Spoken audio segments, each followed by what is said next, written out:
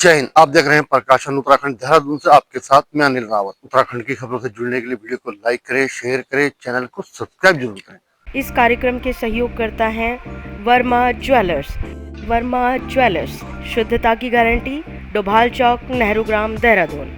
आज है 10 जनवरी 2026। तो बात करते हैं अंकिता भंडारी हत्याकांड को लेकर, जो आजकल सुर्खियां बनी हुई है। अभिनेत्री व भाजपा के नेता के बेहद करीबी कहे जाने वाली उर्मिला सनावर के सोशल मीडिया पर वीडियो वायरल होने के बाद अंकिता भंडारी हत्याकांड का जिन एक बार फिर बाहर आया। विपक्ष से लेकर तमाम राजनीतिक संगठन अंकिता भंडारी को न्याय दिलाने व वीआईपी के नाम को लेकर सड़कों पर उतर आए, जिसके बाद सरकार ने पहले एसआईटी का गठन किया और अब सीबीआई जांच की संस्तुति कर दी है। सीबीआई जांच को लेकर सरकार से लेकर भाजपा, कांग्रेस व अन्य संगठनों की प्रतिक्रिया आई है। मुख्यमंत्री पुष्कर सिंह धामी ने स्वर्गीय अंकिता भंडारी के माता पिता के अनुरोध व उनकी भावनाओं का सम्मान करते हुए अंकिता भंडारी प्रकरण की सीबीआई जांच कराने की संस्तुति प्रदान की है। मुख्यमंत्री पुष्कर सिंह धामी ने स्पष्ट किया कि सरकार का उद्देश्य शुरू से अंत तक निष्पक्ष, पारदर्शी और संवेदनशील तरीके से न्याय सुनिश्चित करना रहा है और आगे भी रहेगा। आइए पहले सुनते हैं मुख्यमंत्री पुष्कर सिंह धामी को। स्वर्गीय बहन अंकिता भंडारी के साथ हुई दुर्भाग्यपूर्ण घटना की जानकारी मिलते ही राज्य सरकार ने, प्रशासन ने बिना किसी भेदभाव के पूरी पारदर्शिता के साथ, निष्पक्षता के साथ कार्रवाई प्रारंभ की। तत्काल एसआईटी का गठन एक महिला आईपीएस अधिकारी की लीडरशिप में किया गया और प्रकरण से जुड़े हुए सभी अभियुक्तों को शीघ्र गिरफ्तार किया गया। उसकी ठोस पैरवी माननीय न्यायालय में की गई। उसी का परिणाम हुआ कि ट्रायल के दौरान किसी भी अभियुक्त को जमानत नहीं मिली। एसआईटी द्वारा विवेचना के बाद अभियुक्तों के विरुद्ध चार्जशीट दाखिल की गई और निचली अदालत ने सुनवाई पूरी होने पर अभियुक्तों को आजीवन कारावास की सजा सुनाई। यह इस बात का प्रमाण है कि राज्य सरकार ने शुरू से लेकर अंत तक पारदर्शिता, दृढ़ता के साथ न्याय सुनिश्चित किया है। हाल के दिनों में सोशल मीडिया पर प्रसारित हुई ऑडियो क्लिप्स के संबंध में अलग अलग एफआईआर दर्ज की गई हैं, जिसकी जांच जारी है। कुछ लोगों ने इस दौरान अपने राजनीतिक उद्देश्यों की पूर्ति के लिए भ्रामक स्थितियां पैदा करने का प्रयास किया है, प्रदेश में भ्रम की स्थिति पैदा करने का काम किया है। ऐसे में सरकार का दायित्व है कि देवतुल्य जनता को इस स्थिति से निकाला जाए, उनकी भावनाओं का सम्मान किया जाए। और हमने सोचा कि सबसे ज्यादा पीड़ित पक्ष उनके माता पिता हैं और उनका पक्ष जरूर जानना चाहिए। मैंने उनके माता पिता से बात की है और उन्हीं के द्वारा बातचीत में कहा गया है कि सीबीआई की जांच होनी चाहिए इस प्रकरण में, जिसका सम्मान करते हुए हम इस मामले की जांच सीबीआई से कराने की संस्तुति कर रहे हैं। हमने पहले भी न्याय सुनिश्चित किया है और आगे भी पूरी प्रतिबद्धता के साथ, दृढ़ता के साथ हम स्वर्गीय बहन अंकिता को न्याय दिलाने के लिए संकल्पबद्ध हैं और बहन बेटियों की सुरक्षा हमारी सर्वोच्च प्राथमिकता है। उनके विरुद्ध किसी प्रकार का अपराध सहन नहीं किया जाएगा और अपराधियों को ऐसी सजा मिलेगी जो समाज के लिए भी एक नजीर बनेगी। वहीं भाजपा संगठन ने किया अंकिता प्रकरण में सीबीआई जांच की घोषणा का स्वागत, जताया सीएम का आभार। आइए सुनते हैं भाजपा के प्रदेश अध्यक्ष महेंद्र भट्ट को।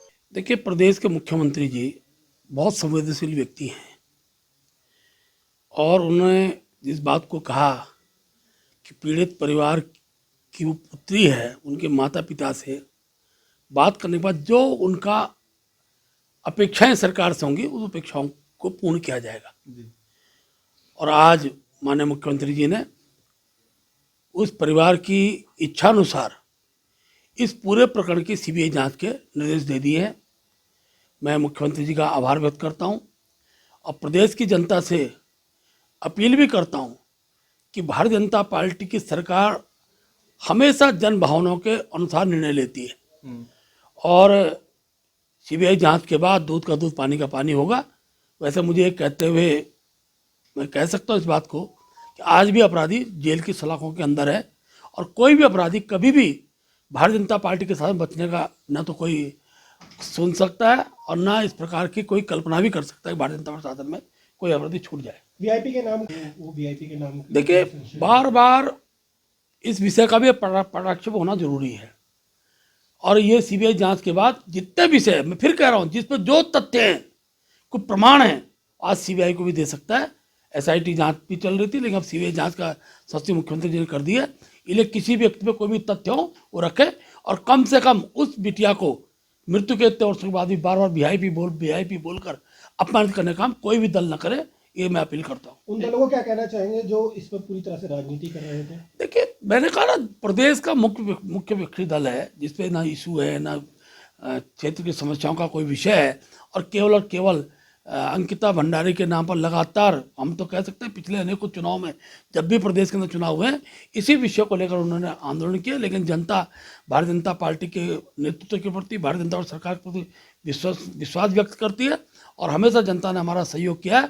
आज भी मैं फिर ये कहना चाहता हूँ सभी राजनीतिक दलों से कि विश्वास रखे, प्रदेश के यशस्वी मुख्यमंत्री पुष्कर धामी जी हमेशा दूध का दूध पानी का पानी करते हैं, और अविश्वास का कोई बचना भी नहीं चाहिए। देखिए, ऐसा होता है जब CBI जांच होती है तो उसके सारे प्रकार के बिंदुओं की चर्चा होती है, और मैंने जैसे कहा कि उनके माता पिता के बाद भी जो साक्ष्य हैं वो भी निश्चित रूप से उन्होंने जो अपेक्षा सरकार से की है, इस विषय को लेकर CBI उनसे ही बातचीत करेगी।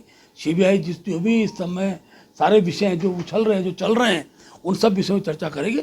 और अब विश्वास का प्रश्न बनता नहीं है, सबको अब विश्वासपूर्वक, क्योंकि सबकी मांग भी थी, सब कह भी रहे थे, और अच्छा लगा हमें उनके माँ बाप ने भी, पिताजी उनकी माताजी ने भी इस बात को कहा कि CBI जांच कराई जाए, और मुख्यमंत्री जी ने उनकी बात को माना है। भाजपा के राष्ट्रीय सह कोषाध्यक्ष एवं सांसद डॉक्टर नरेश बंसल ने कहा कि प्रदेश के यशस्वी और संवेदनशील मुख्यमंत्री पुष्कर सिंह धामी ने केंद्र सरकार से बेटी अंकिता भंडारी को CBI जांच की संतुष्टि की है। उन्होंने कहा कि मैंने कुछ दिन पहले अपनी प्रेस कॉन्फ्रेंस में कहा था कि सरकार किसी भी तरह की जांच पर तैयार है। प्रदेश के यशस्वी और संवेदनशील मुख्यमंत्री श्री पुष्कर सिंह धामी जी ने बेटी अंकिता भंडारी मामले में CBI जांच की केंद्र सरकार को संस्तुति की है।